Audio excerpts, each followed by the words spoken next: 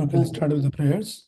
Namo Vishnupadaya Krishna Prestaya Bhutale Srimate Bhakti Vedanta Swamin Nithinamine Namaste Saraswate Deve Gauravani Pracharine Nirvisesha Shunyavadi Bhasha Dadeshadarine Jai Shri Krishna Chaitanya Prabhu Nityananda Shri Advaita Gadadara Shri Vasadi Gaura Bhakta Vrinda Hare Krishna, Krishna Krishna, Hare Hare, Hare Rama, Rama Rama, Hare Hare. Hare Krishna, welcome all the devotees for joining in this evening.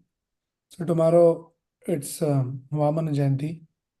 So we thought we'll discuss something from the pastimes of Lord Vamana Dev and try to take some lessons. So this particular pastime, it appears in the 8th canto of Srimad Bhagavatam, the appearance of Vamana Dev. And we already discussed that different personalities who attain the perfection by different process. During our Navda Bhakti, we discussed Shravanam, Kirtanam, Vishnu Smaranam, Bhadasevanam, Vachanam, Vandanam, Sakhyam, Dasham, Sakhyam, Atma Nivedanam. So we discussed that how the Bali Maharaj, he is also one of the great personality who has attained the perfection through the process of complete surrenderance, Atma Nivedanam. So this is the particular pastime where it has been shown that how Bali Maharaj completely surrendered to the Supreme Lord. And by surrendering, he was not a loser. Apparently, materially speaking, looks like he lost everything. But actually, he did not, he was not a loser, but he attained something phenomenal. So this pastime, I'll just narrate in a little short and then we'll focus on a little bit some of the lessons. So this pastime begins in the 8th canto, the question and answer. That Parikshit Maharaj is asking that why Lord arrested Bali Maharaj despite he offered everything, and why he arrested, why he captured him, the Bali Maharaj, Vamandev. So he was curious. So then he started to explain. The Shukdev Goswami says that one time there was a fight among the demigods and the demons, which is a very common affair in those days. They'll fight and something will happen. So when the fighting happened, then in that fight, this Bali, who was actually the king of the demons, he was killed, Bali Maharaj. But his guru, Shukracharya, was very, very powerful. He was having this Sanjeevani mantra. And through that mantra, he could regain the life back into that dead body. And he did that. So then Bali Maharaj was very grateful and he was kind of completely surrendered to him. That my guru, my life is now given by my guru. And then he started praising him. And then later, he was engaged on the order of his guru to perform a yajna called Vishwajita Yajna. Says now you should conquer over the whole world, whole universe. And with the help of some Brahmanas, they performed the Vishwajita Yajna. And then this Bali Maharaj became very, very powerful. And then he goes and he attacked on Indra on the heaven. And he defeated all the demigods. The demigod helplessly has to run away. But this Bali Maharaj became so powerful that nobody could, counter him. Not like that. So then this Indra, he was perturbed. He was wondering like, how come these demons became so powerful? No clue. And then he goes to his guru, Brahaspati. And then he asked that, this is what happened. This Bali Maharaj and party, all the demons, they attacked. We lost our kingdom. They have hijacked the entire heavenly kingdom. So I'm just wondering like how they become so powerful. And then there, actually, it has been explained by the guru of Indra that how the Bali Maharaj became so powerful. Very important principle has been explained. Says that Bali, he gained this strength because of his being favored by his guru and the Brahmanas. Why? Because he is very sincerely serving his guru and Brahmanas. No matter he might be a demon, but the principle of serving the guru and the Brahmanas. So he got the special blessings from his guru and the Brahmanas. And because of their grace, he attained unlimited power. Wherein Indra's case, what was happening? Indra was already the king of the heaven. There's so much of opulence in the heaven. And because of that opulence, as Krishna explains in the second chapter of Bhagavad Gita, Bhog Aishwarya Prasaktanam Tayabharta Chedasam Vyavsayatmika Buddhi Samadho na Vidiyate. That one cannot attain one pointed attention in the spiritual path. There too much of bhoga and aishwarya is there, too much of opulence, too much of opportunity for sense enjoyment is there, then the person can very easily sidetrack. Can. And that is what was the case of this Indra.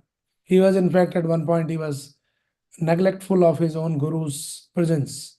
You know the story, right? How the Brahaspati, he entered and then he was so absorbed in, sense enjoyment that he ignored the presence of his guru. The etiquette is when the guru comes, he should get up and then show some respect. And then that is how later he lost his kingdom. So that was the case with Indra. Wherein this Bali, though he was a demon, Bali Maharaj, he was born in a demonic family, but he was favored by his guru and became very, very powerful. So that is the power of the blessings of the spiritual master. So that principle has been again and again, described in the scriptures to establish this principle, how it is so very important to serve a bona fide guru very faithfully. If you really want to become more fixed up and advance, and if you need some spiritual strength, then one should go to the guru and serve. Tad vidhi pranipadena pariprashnena sevaya. Do the sincere seva to the guru. Then all the grace will come. Then all the power comes by empowerment. When guru empowers someone, then the Shastra says, Mukam karoti vachalam pangum langaya degiri. Yat kripatam ham vande. Sri Gurum Deenadaranam. By the grace of the Guru, even the Mukam Karoti Vachalam, a dumb person can turn into the eloquent speaker. And Pangum Langayatagrim, a layman can cross the big mountain. So we may not be very powerful, but if somebody receives the favor of bona fide Guru, then he can do the extraordinary things. One time, somebody was asking Prabhupada's Guru, Bhaktisiddhanta Thakur Maharaj, who was very, very scholarly, and very ardent preacher and very bold and brave. So somebody was asking that, he was saying that, he was explaining that whatever I have, it is all the grace of my Guru. Now, Bhaktisiddhanta Saraswati Thakur Gurus, his Guru was this Gaurkishore Baji Maharaj. So materially speaking, he was illiterate. He was very advanced devotee, but materially he was a literate person. Wherein this Bhaktisiddhanta Thakur Maharaj, he was very, very scholarly person, materially speaking also. And of course, spiritually, he was very advanced. So he was explaining whatever I have, it is all by the grace of my Guru. Somebody pointed him out, somebody asked him, how you can say that you are such a scholarly person? Your Guru is, is illiterate, materially speaking. He's not even educated.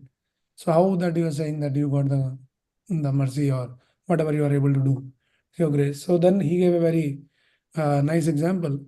So they were going in a boat actually that time, and somebody was asking the question. And then he pointed out another bigger boat, and he said that, look at that boat and see that there is an engine in that.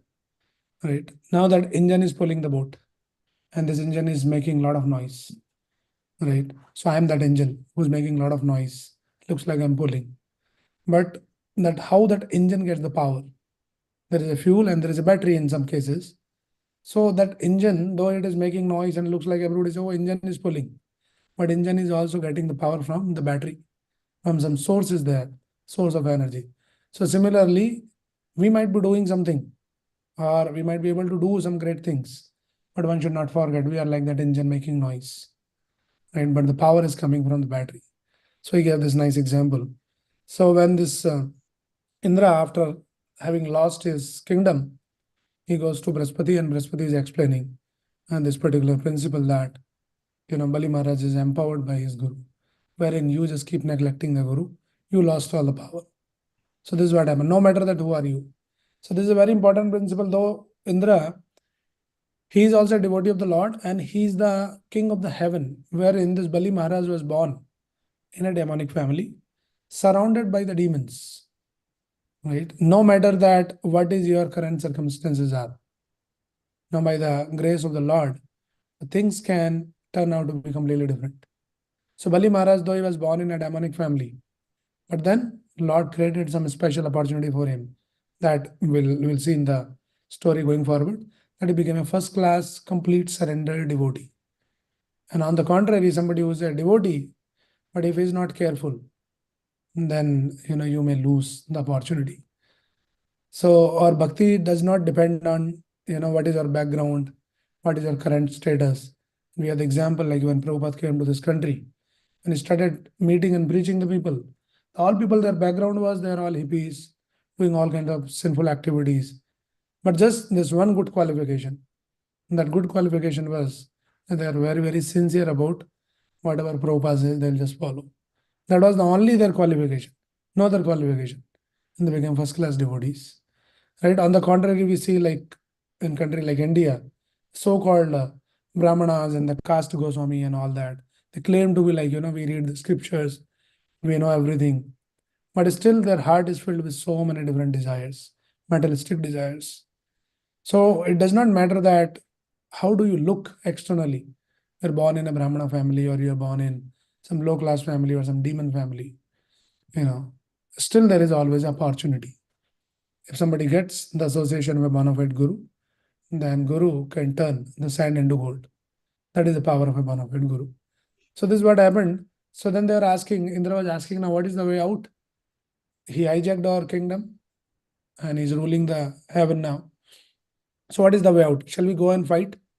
Says no point on going and fighting. Because at this point, the time is not in your favor. If you go and fight also, again you will be defeated. So the solution at this point is that you should go and hide somewhere. First, you protect yourself. If you go and try to fight with them, you will be killed because they have become so powerful. So hide yourself. So sometime, so there is a lesson. You might be very powerful and sometimes very confident about your power, your influence. But then one should be intelligent also. When we are put by the will of the providence in a situation, wherein all your power, all your influence, nothing works. That time you should not be in false illusion. I've been so powerful, I can deal, I can handle. In fact, we see even the Brahmaji also in the Krishna Lila we are discussing during Janmashtami. That how when Bhumi Devi approached Brahmaji and she was saying, she was very perturbed because of seeing the situation. So much of sinful activities are happening. And she had no clue that how to get rid from all this. It has become overburdened by all these demonic forces. So she approached Brahmaji, just you have to give me the solution. This Bhumi has become overburdened by all these demonic forces. Brahmaji thought for a while, though he is very super smart and intelligent. But then he thought, and then he realized that I also don't have the solution. What can I do now? So somebody can be very intelligent, somebody can be very powerful, but just being intelligent and powerful is not enough. If intelligent and power, it is coupled with humility to accept that maybe my intelligence at this time may not give the solution of this problem. It's okay to accept that. Sometimes intellectual people, they don't accept. They think, oh, it is defeat to us. So here, Indra, when he was, suggested by his guru, and you might be Indra, the king of heaven. And this time is not in your favor. Better you hide yourself. So all the demigods, following the footsteps of Indra, they went into the caves and they hid themselves. Now, this mother of all the demigods, Aditi, she was very morose because, naturally that in the heart of a mother, she saw that my sons, like Indra and all the demigods, they lost their influence, their power, their position. So she was very, very sad. And then one time when her husband, this Kashyapa Muni, came back from his austerity, and then we came to the ashram, he could see that signs of moroseness. Whole environment was so dry and so dull, and many of them were not visible even. And his wife was sitting very morose.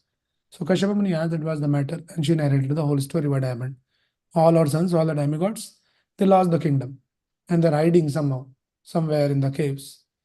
So this Kashyapa Muni, as being a great sage, what he did? He started preaching to her, saying, why you're lamenting for all such temporary things, all these material things. The nature of material things is like that only.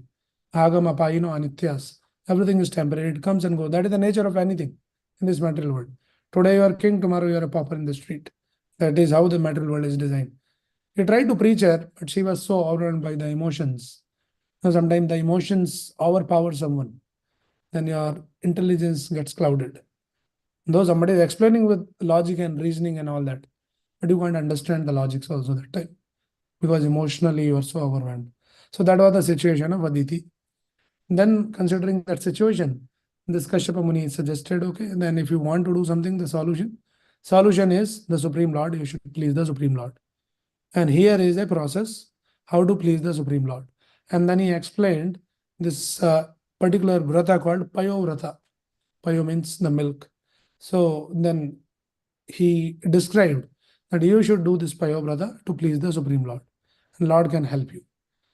So it's a detailed description in the Bhagavatam that Aditi, observed this Payovrata for 12 days, only drinking milk and in a particular fashion, worshipping the Lord and all of those details, which I'm not sure that it works in Kali Yuga, drinking milk. We do just chant Hare Krishna mantra. That is the only process recommended. But in those days, that was the process. And by 12th day, after performing this successfully, Spayovrata, the Lord appeared. And then Aditi was asking that, give me the solution. So long story short, Lord, assured her that, okay, I'll come as your son now, and I'll resolve this matter. And then soon, as Lord, suggested, then in few days, this Aditi was, pregnant by Kashyapa Muni, and then she was very fulgent because the Supreme Lord himself came in the womb of Aditi. And then demigods, they came and worshipping. And finally, Lord appeared in the form of Vamana Dev. Vamana means the dwarf Brahmana boy, So Lord came in this particular form as a dwarf Brahmana. And straight, a lot of description is given when Lord appeared, then all the demigods, and including Brahmaji and all great personalities, they all appeared there. And when they all came and they are blessing, they're offering the different articles, different items, like a Brahmana boy. Somebody gave him the umbrella. So you see the Vaman Dev's picture, he's carrying some umbrella. And he's like a brahmachari boy. He doesn't even wear the cloth. He doesn't cover the body except the loin cloth, the kupin. So somebody offered that cloth to cover the kupin. And like that, different articles were given. And straight, this Vamana Dev. Now, this is a very special pastime wherein Vamana Dev straight after appeared, started walking out. So now in many pastimes we see that Krishna appeared, then he performed some Bal Lila, small boy growing up, So Lord performed different pastime and different pastime, different avatar, different pastime. So in this Vaman Dev, there's no Bal Lila for Vaman Dev. Like in fact, we see that Narsimha Dev also. There's no Bal Lila, Narsimha Dev. It directly came like half man, half lion. And he just, snatched all the bal, all the hairs of Hiranyakashipu. That was the only Bal Lila he did. No other Bal Lila. Right? So Lord performed different pastime, different purpose. So Vamana Dev, as soon as he appeared, he received all these articles, blessings from different personalities, and he started walking out and searching where is this sacrifice is happening. And now this Bali Maharaj was engaged in performing a sacrifice, great sacrifice, where he invited, all the great saintly people, Brahmanas, and all of that, and powerful yajna was going on. And then when that was going on, so then what happened? This Bali Maharaj appeared there in the scene. And he came there, and there is a tradition that any Brahmana comes, then it should be respected. And this Bali Maharaj, though he was born in a demon family, he was not actually demon kind of a demon. From his heart, he was very nice. But somehow his devotion to the Lord has not yet fully matured and exhibited because of his surroundings for whatever reason. Right? But he was very, very respectful, very educated in the culture. So as Brahmana appeared there, then he bowed down to the Brahmana. He welcomed him, invited him, and then he worshipped him. The Brahmana has to be worshipped by washing their feet and all of that. And after washing the feet, they take the water from that, washing the feet, take on your head like the blessings and all of that. And then he asked him that, then my dear Brahmana, please tell me that how can I serve you? What can I offer you? Generally the Brahmanas, when they go, they generally beg for the charity, some charity. That is how, because they don't have any day job, like, their only way is, and they go and beg some charity, some alms, and the people give, and that is how they survive. So he asked that, what do you want? says, I don't want anything. I'm a Brahmana boy, simple brahmachari. My requirements are very, very less. So if you want to offer me, then I beg that give me the 3 steps, not yours, my steps. Because he's a small Brahmana boy, dwarf, says, I'll just measure 3 steps. That's all I want. Now, by hearing this kind of a proposal from this Vamana Dev, this Bali Maharaj was very famous for charity. He was the king of the whole universe, and then anybody comes, then you want to make sure that once you come to ask some charity, and that person need not to ask for charity ever in his life. That much he will give. Make sure. That is his reputation. Now he is like kind of, is thinking like what kind of a boy he is. He's a small boy, young boy. He's not even matured in his buddhi also, in his intelligence. He doesn't even know that how to ask.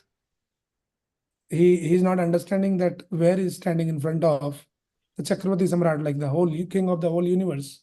And he's asking 3 steps.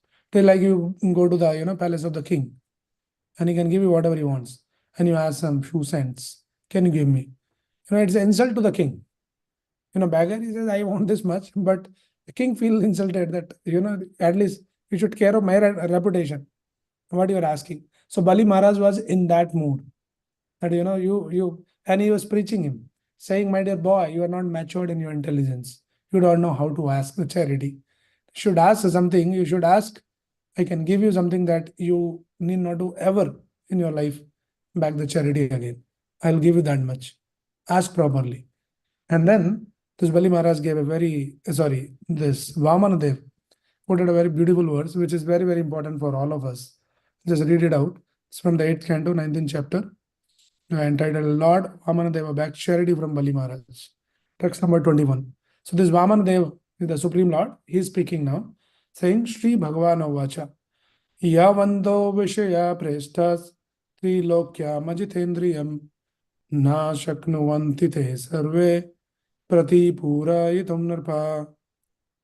Translation. The personality of God had said, O my dear king, even the entirety of whatever there may be within the 3 worlds to satisfy one's senses cannot satisfy a person whose senses are uncontrolled. So this is the word spoken by Bali Maharaj. When Vamana Dev, when Bali Maharaj is asking that, ask more, ask more. So he's saying, principle is that entirety of the 3 worlds, all the opulence of the 3 lok, cannot satisfy the senses of a person whose senses are uncontrolled. So no matter you have less or more, your senses are not controlled. Despite having more, and how much more, you become the king of the 3 worlds. Still you will not be satisfied. And we have the examples in the scripture, right? When we are discussing the example of Hiranyakashipu, he practically conquered all the 3 planetary systems. Not because of his ego. He was not satisfied in his heart, despite being the controller of the 3 worlds.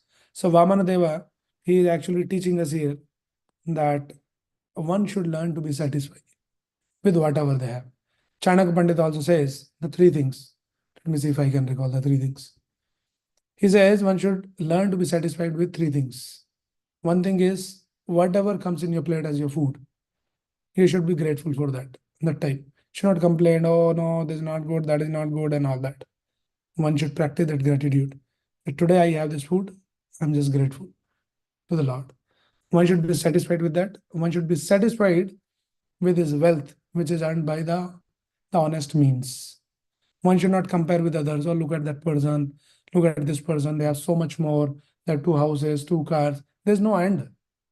You can have how much ever you want. Lord still be satisfied. And here is the confirmation from Vamana, the Supreme Lord. So one should be satisfied with the food, with the wealth, and one should be satisfied with his own wife. Whatever the wife is, you accepted, just be happy. Don't compare with others. Look at that, she's so nice. Then you are basically inviting the fighting in your house. So just be careful. So these are the actually 3 things that Chanakya Pandit says that one should be satisfied. He also says the 3 things that one should never be satisfied with. One thing is, one should never be satisfied with charity. How much ever charity you give, should always feel, I want to give more. Should not allow people, just give little and say, oh, I have given enough. You should think other way around. If you give enough, still you should feel that, oh, maybe I should give more. Next time I should try more. So one should not be satisfied with charity. One should not be satisfied with his bhajan. Whatever worship, chanting, reading, all of that. One should always feel like, I want to chant more, I want to read more, and to do more seva. Like that. One should not be complacent. Oh, this is enough, 16 rounds done. No, one should, after 16 rounds, you should feel, can I chant a little more? So, charity, bhajan, and there's one more thing I'm missing out. Knowledge. I think so, I'm not sure. Maybe knowledge, something. I'm just missing out. This is an impromptu, it just clicked to me. Okay, so when this Bali Maharaj was preaching Vamana Dev, that you don't know what you're asking, ask properly. Now Vamana Dev was preaching, Vamana Dev is quoting this verse, that entirety of the three world cannot satisfy a person. Senses are uncontrolled. Just read a little bit from the purport. Prabhupada writes nicely. Prabhupada says, the material world is an illusory energy to deviate the living entities from the path of self-realization. Anyone who is in this material world is extremely anxious to get more and more things for sense gratification. Actually, however, the purpose of life is not sense gratification, but self-realization. Therefore, those who are too addicted to sense gratification are advised to practice the mystic yoga system, the Ashtanga yoga system, consisting of yam, niyam, asana, pranayam, pratyahara, and so on. In this way, one can control the senses. The purpose of controlling the senses is to stop one's implication in the cycle of birth and death, stated by Rishabhdeva. Prabhupada quotes more. So the purpose is this. Purpose is not sense gratification. There's no end to sense gratification. You go on satisfy your senses. It is like the fueling the fire with the butter, with the idea of to satisfy the fire. Fire is demanding more. You're putting more butter, thinking that it will pacify the fire. It will not pacify the fire. It will increase the fire. So similarly, trying to satisfy the senses, all our desires. I want this, I want that. There's no end to all of those things. You think, let me just get one more this thing, then I'll be peaceful. It's an illusion. It's absolute illusion. That thinking, one more house, one more car, one more job, maybe some advanced something. It cannot satisfy it unless the person learn the art of controlling the senses. That is the art, and that is the goal of life. So that was given there. And then he says, okay, I am happy with 3 steps. No problem. He says, okay, if you want 3 steps, then you take 3 steps. And then he took the water in the commanderoo, like you have to give the promise. That's the system. Once you give the promise, then probably you cannot go back. Right? So this Bali Maharaj, he gave the promise. Okay, take. And right then this guru of Bali Maharaj, Shukracharya, he came into the scene. He's also a very, very knowledgeable person. And he came immediately, jumped in there, and he says, you such a fool, without consulting with me, I am your guru. You did not even consult before giving the promise. You don't know that who is this person. You'll be cheated. And then he is kind of, condemning him. And he's saying that he is actually the Supreme Lord Vishnu. He is in disguise of this Vamana like a small boy.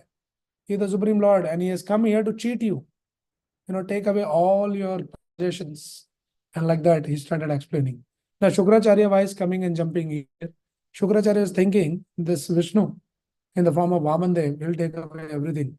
What will happen to me in the future? He is like the guru of the king. So he also has the opulence. He is also enjoying his life. Right? That king will become like a beggar. Then who will pay my salary, like my opulence? Who will take care of that? So his concern was that.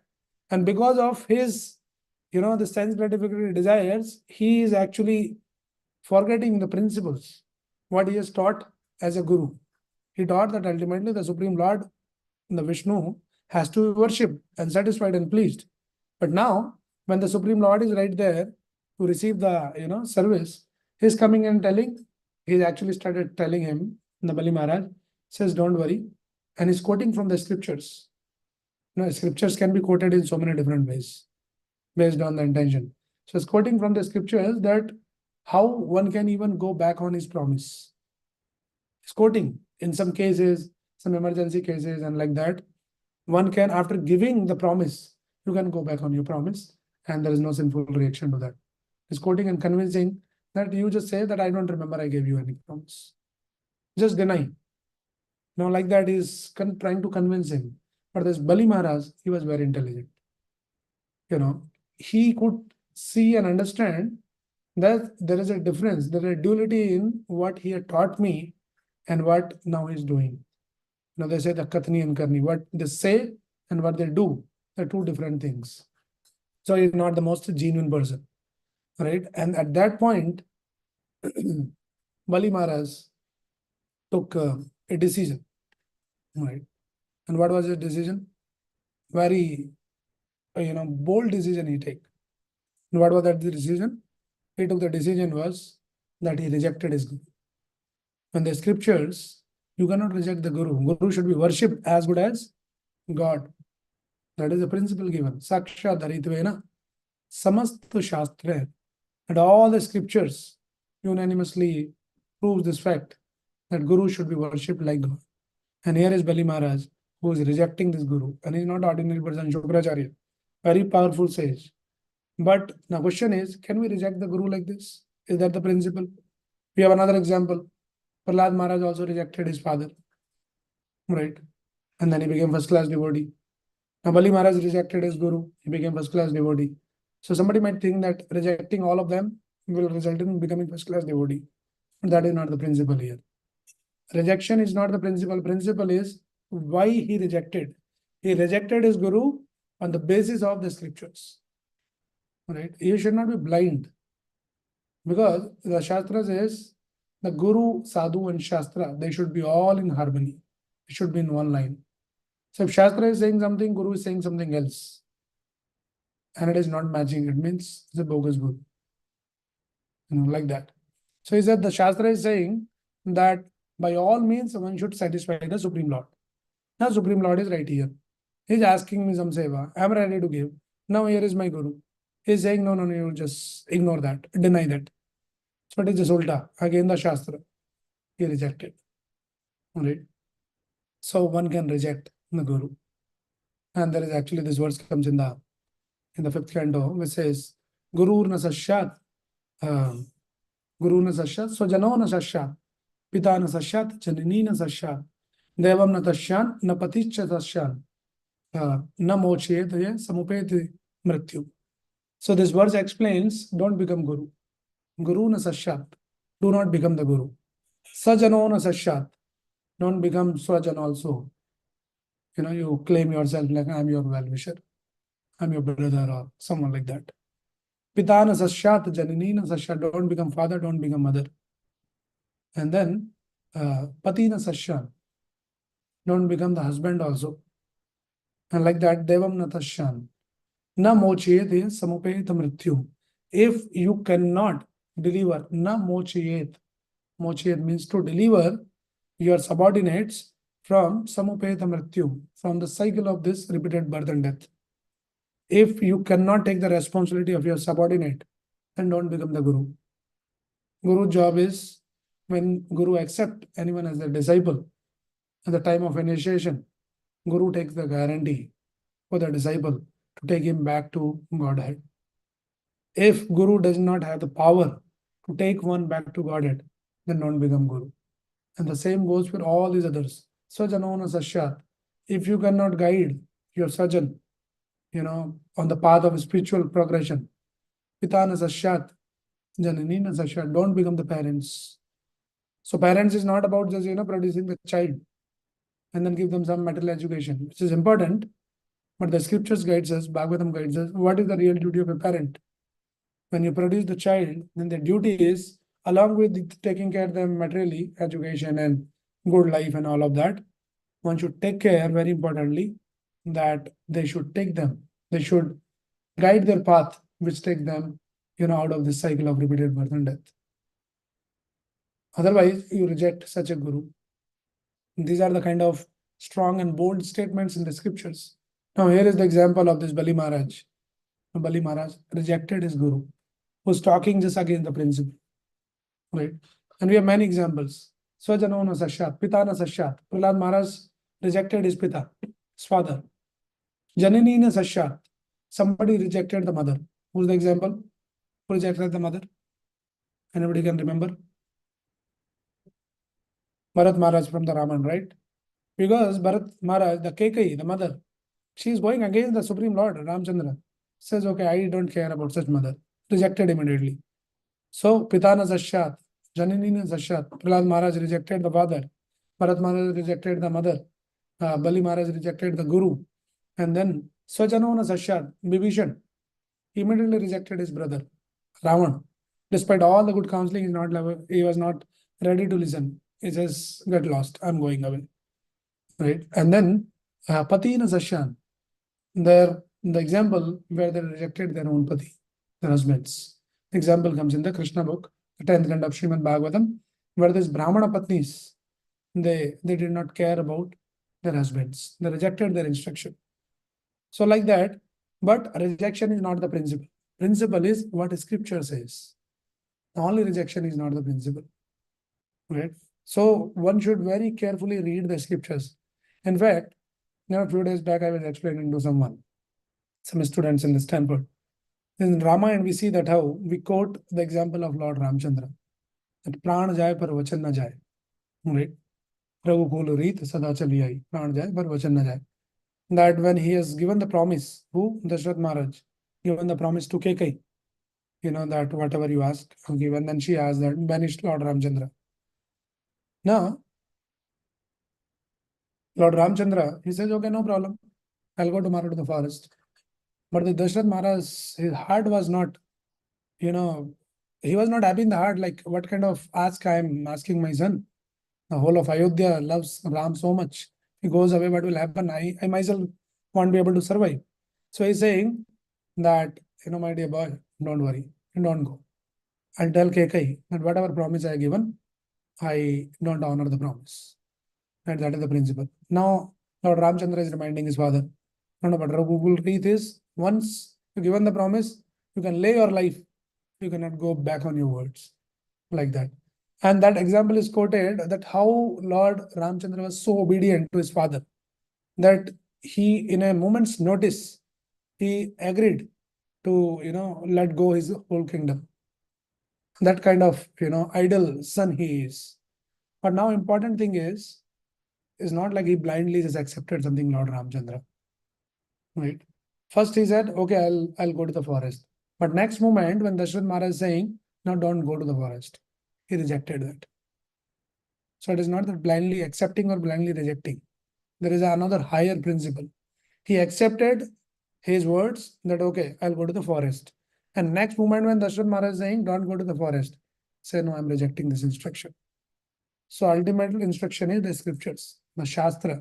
So when your elderly people like or Swajana or parents and or teachers, if they are also talking in line with the scriptures, then immediately you accept. If they're going against the scriptures, then you reject. So Lord Ramchandra rejected that, that instruction that you don't go to the forest. He said, no, this is again the principle, again the scriptures. He did not honor that. Similarly, the Bali Maharaj, he was respecting his guru all his life. But here, the moment the guru started talking something against, contradicting the principle of the scriptures, he immediately rejected the guru himself. So that is what happened. But he took such a bold decision, and the consequences of that decision was not, it was very horrifying. The next moment, what happened? We all know the story. Then how Bhaman tricked him, started measuring one step and the second step. In the two steps, he captured the entire three planetary system, top to bottom. And he said, now where is the space to keep the third step? So sometimes people say, oh, Lord cheated. Why Lord is cheating like this? Generally, people are expert cheater. People cheat the Lord also. People are good. People promise something. Hey, Bhagwan, give me this, give me that. And then once get, okay, Bhagwan, you are happy, I'm happy. Like that. Many people. So, this funny story, like one time this person who was, he went to the Kali, Kali worshipper, and asking that, oh, my dear mother, Kali, I have this desire, and if you give me this, something, then I'll offer you some bali, some animal I'll sacrifice. Please sanction this desire. And then soon he got that desire fulfilled. And he completely forgotten that he has given some promise that he has to give some animal in sacrifice. And then Mother Kali is coming in the dream. Say, hey, you promised something. You know what? You did not even offer what you promised. He says, oh yeah, but you get a lot of, all these offerings. A lot of people keep coming. So forget about a lot of things. You promised, you give. If you cannot offer me some animal, give me some chicken or something, some small, something at least you should sustain on your, promise. Don't be like that. He said, no, no, no, this is too much. Actually, I'm going through some tough time and all that. And then he says, offer me something at least, maybe one small fly. And then he is saying, there's a lot of flies are anywhere roaming around. You catch one and enjoy. So people, they cheat even God. This is the level of, people's cheating abilities.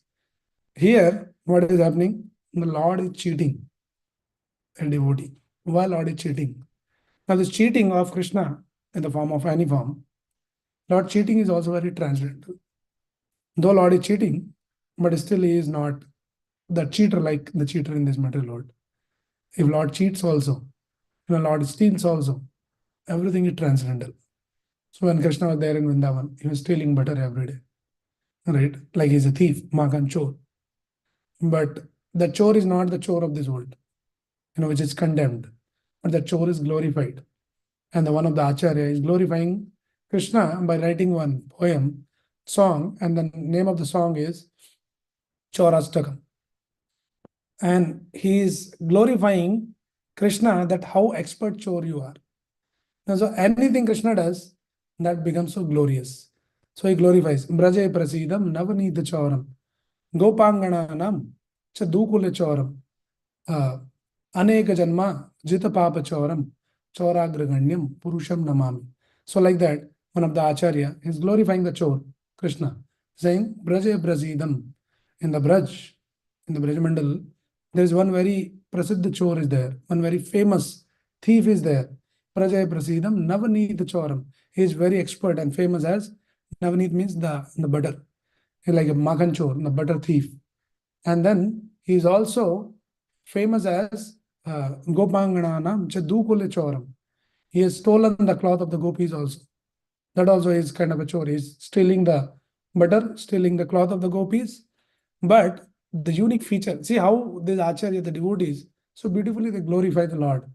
Looks like, somebody is condemning, oh, you're a chore, you're Makan chore, you're, Cheer Haran, that Gokule, Gopika, Gopis, cloth you're choring, like you're stealing.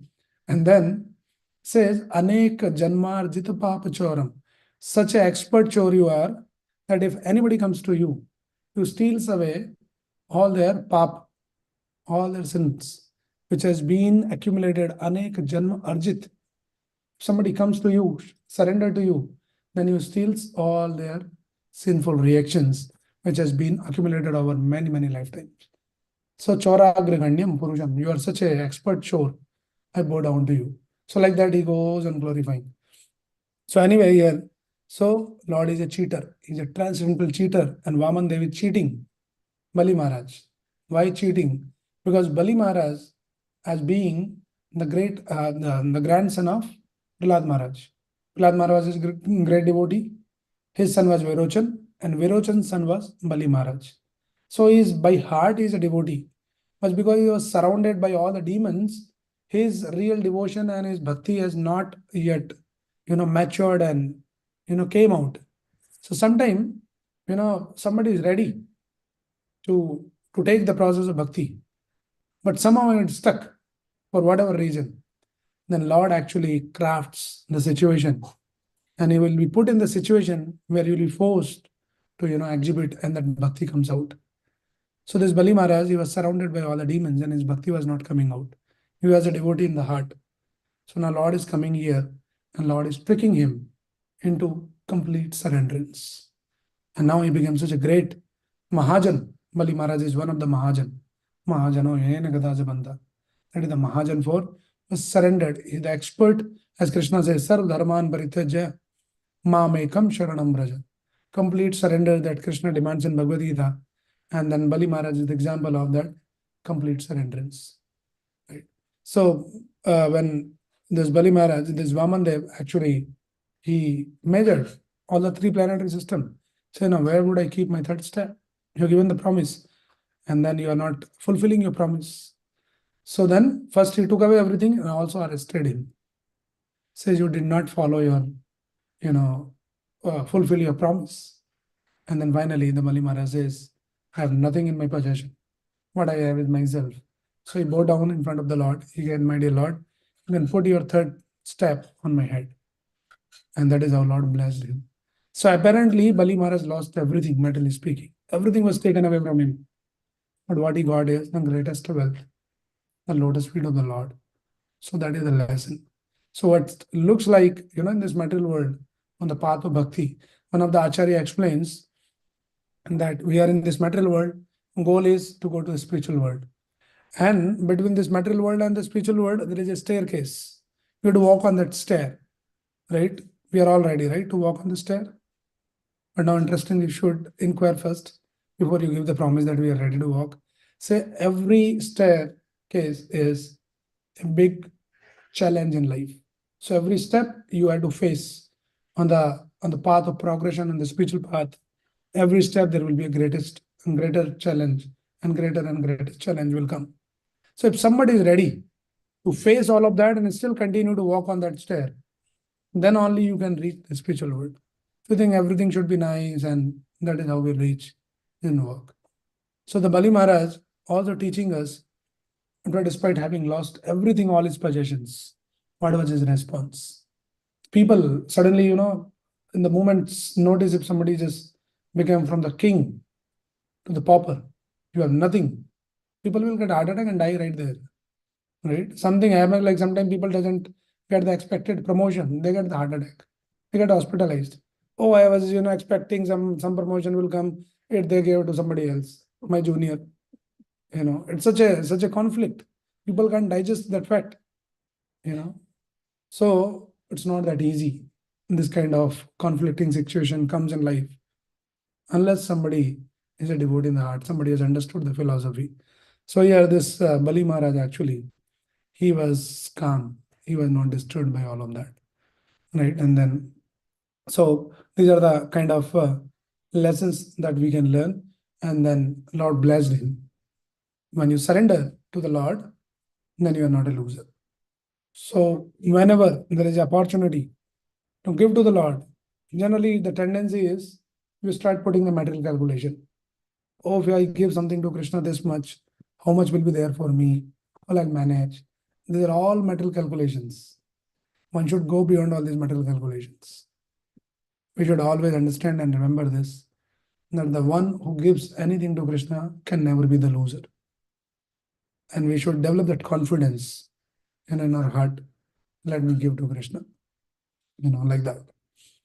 And here is the example, the Bali Maharaj, who apparently gave everything, and mentally speaking, he lost everything, but he attained the greatest wealth. And when that happened, then he arrested Bali Maharaj, and then immediately Brahmaji appeared in the scene. And Brahmaji started pleading like a lawyer. Say, my dear Lord, this is not accepted. And Brahmaji is also pointing out, Lord Sriji. Says, what is this? This poor guy, you took away everything. First of all, he has nothing in his possession. On top of that, you arrested him. This is not acceptable. Because you, as the Supreme Lord, you are declared, Patram Pushpam Valam Toyam Yome Bhaktya Prachadi. If anybody offers this little leaf, some flowers, something with love and devotion, you become pleased, you become happy. Here is Bali Maharaj, not Patram Pushpam. Everything is offered to you. You have taken away everything, and still you are not happy and satisfied. You arrested him. What is this? So even the Supreme Lord also, challenged sometime when it comes to, taking the decisions. This decision taking services like that. There is always a challenge.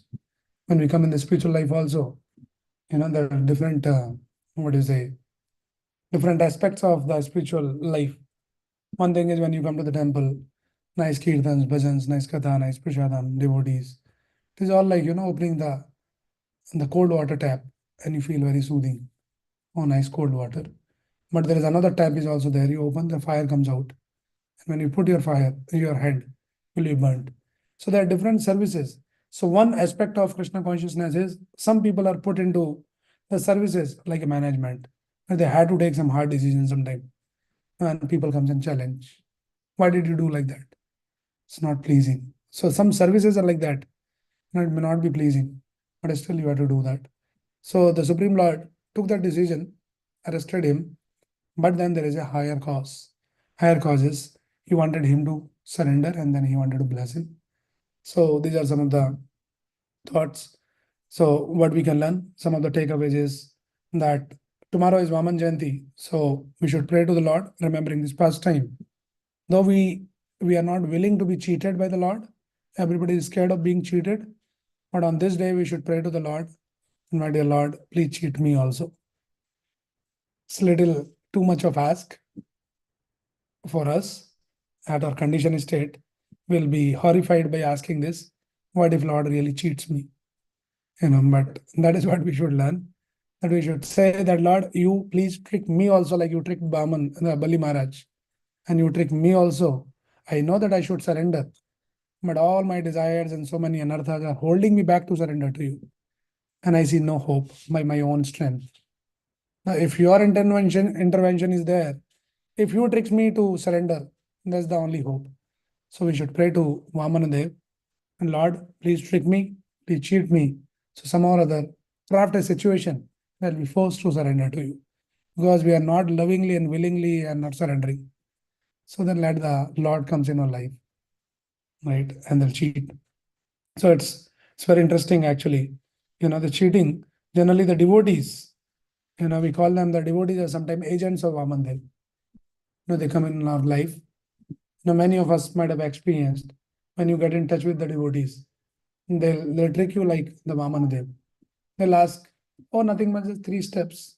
So devotee will ask you, nothing, just come once in a week, chant 1 round, like that. And you say, oh yeah, that's a good proposal, no problem. And then soon you realize that everything is hijacked. Nothing. You are completely surrendered to the Lord. So this kind of cheating is desirable cheating. So be in the right association of right cheaters. And then by the grace of the Lord will also receive. One time Prabhupada was talking to one of his disciples, Tamal Krishna Maharaj, and he was asking him that you go to India. He was here in America. He says, go to India and preach. So this Tamal Krishna, no, Prabhupada, I cannot go to India. I don't like Indians. They're very tricky and they're not straight and they're cheaters. All Indians are like that. And then Prabhupada says, but I'm also an Indian. He said, no, not you, not you, Prabhupada, not you. Actually, I was referring to her. And then Prabhupada says, actually, I also cheated you. I also tricked you. So basically, what is the trick? That Prabhupada came in our life. And then he took away everything. All these materialistic ambitions, materialistic desires, and all of those things. So yes, we are all being tricked by the devotees. And that trick is good. So we should pray. It is good to be tricked, good to be cheated, but with the right cheaters. And that is what is the principle. Krishna says, Sarv Dharman Paritaja Mamekam Sharanam Raja. That is the ask from Krishna. That surrender. Anything else on the name of spirituality, on the path of any spiritual, process, if it is not leading you towards complete surrender, then it is considered as a cheating religion. So one should be careful. We should know very clearly that the goal of any spiritual practice is to develop that, to come to the level of complete surrender to the Lord. Either you willingly come to that level, or if you think, no, I myself cannot. So much anarthas are there holding me back. Then pray to the Lord sincerely. Lord, you only make some arrangement. Krishna will make some arrangement. Prabhupada says that I was cheated by Lord. Prabhupada is sitting in Vrindavan, Radha Damodar temple, all alone, writing this song called Vrindavan Bhajan. And then he is writing in that bhajan that Lord has shown me the naked reality of this material world. All these friends, family, all those people, those who promised they will protect, it's all illusion. The Lord has shown me this naked reality of this material. That is the reality. And then everything was taken away. Prabhupada is writing, everything is taken away from my life. But by remembering that, I give it a laugh. I just laugh. And our Lord treated me. And Lord has given me the shelter as a lotus feet. So Prabhupada, he was a very successful businessman one point in time. And then later his business collapsed. And then Prabhupada kind of forced to, Vrindavan, and then finally, because Lord had the higher plan. Prabhupada was also thinking when he was doing the business, he's thinking that through my business, my money, I'll support the temples, preaching work, I'll print some books and all of that. That was his plan. But Lord's plan was something else. That Prabhupada can do something extraordinary, which in the history of humanity never happened. Unprecedented in the history of humanity. And so that is how Prabhupada, Krishna wanted to use Prabhupada, that instrument. And that is why he cheated. He took away everything. So sometimes the devotees, as being practicing devotees, something happens, we should take it in a very positive way. Maybe Krishna has something higher for us. Okay. So these are some of the thoughts. So tomorrow is Vaman Jayanti. Please come to the temple, have the darshan of Vamandev, and pray to Vamandev. And Vamandev, please cheat us. Okay. Any question or any comment, anyone? Any Hare thoughts, any comments? Hare Krishna, Prabhu. Yes, Mataji. Two primary questions I have. Here the concept is like when God says that without contentment one cannot be happy even if they possess the entire material universe, right? So in if that kind of statement is given for a normal ordinary person uh, who is not in that matured enough to think the depth, how can one be aspirant towards any achievement in life? Because one needs, like, one is not content with this kind of studies or this kind of career or this thing, so he tries to excel his skills or hone his skills and to improve. Similarly, he's not content with the little bit of wealth, he wants to excel to get some material comfort, as long as the constraint here is that as long as he does pious things to obtain that particular achievement. But if this kind of statement is given to our children who are not that matured yet, then how can we motivate them? Okay, so answer is don't give such instruction to your children or to anyone who is very neophyte, who doesn't even understand the basics. See, scripture talks about so many things and it try to accommodate all kinds of people. So every instruction of a scriptures is not for everyone. So that is art. A preacher should very carefully impart the instruction based on the audience, that who is the person and what is their level, how much they can digest. Give that much only. Don't give all high doses to someone who doesn't even have the appetite even, to digest something. So one should be very carefully read the scriptures and tell what is relevant, and there is a gradual progression. So somebody says, okay, no, I have some ambition, some aspiration. Now guide them that do in a right way. Don't do any sinful activities. Pray to the Lord, and with the right means, you can aspire and have the ambitions. And then, after all those ambitions is achieved, all the results are achieved, those results can be engaged in the service of the Lord. That kind of instruction can be given to the new person. Don't give that, oh no, no ambitions. He will lose the ambition of coming to temple only. Yes, yes, Prabhu. I really got that. Thank you so much for that clarification. That's an interesting point that you suggested. And my second question was like, how to identify God. If it is like, see, many people, they come in this kind because of Vamana Deva. He came and he took away the material opulences of Bali Maharaj, and Bali Maharaj recognized him, and that's when he surrendered to him. Like, if for a normal person, we know that Krishna can come in different forms, we don't know in which form he can come. So what if that person can be a cheater, actual cheater, a real cheater, who can come and rob us of our opulences? What if in the name of charity or in the name of I good got deeds? it. Okay, so be intelligent. Don't foolishly surrender to someone like that. Krishna will come in any form, something like that. It is not the recommendation of the scriptures. These are all mental concoctions. So avoid all kinds of mental concoctions. Follow the scriptures under the guidance of a bona fide teacher. The acharyas, they have outlined, chalked out the path very distinctly and clearly. What is the process? So no room for any speculation. Oh, this person can be maybe Krishna, but how do I know he is Krishna? No speculation. Acharya has given us the process, just follow the process. In Kali Yuga, the process is read the scriptures, Bhagavad Gita, Bhagavatam, Chaitanya Charitamrita, and practice. Chant Hare Krishna Mahamantra, offer the food, and then follow the regulative principle. That is the process. Don't think that Krishna will come someday, knock on my door and say, I am Krishna. And now you just figure out that shall I give all my jewelry to this Krishna or not? So we need not to be that dumb and foolish.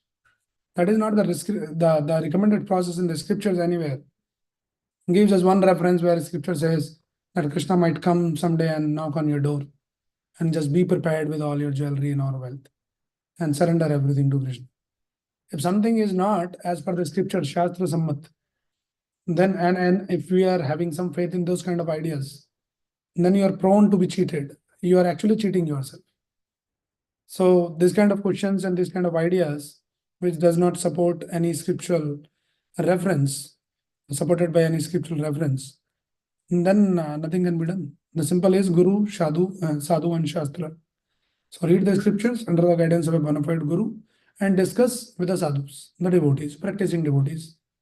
They'll guide you whom to believe, whom not to believe. That is the answer I can think of. Sure, Prabhu. Thank you so much. Hare Krishna. Okay. So let us chant now one round of Hare Krishna mantra. So this is the process recommended in the Kali Yuga. We are talking about complete surrender.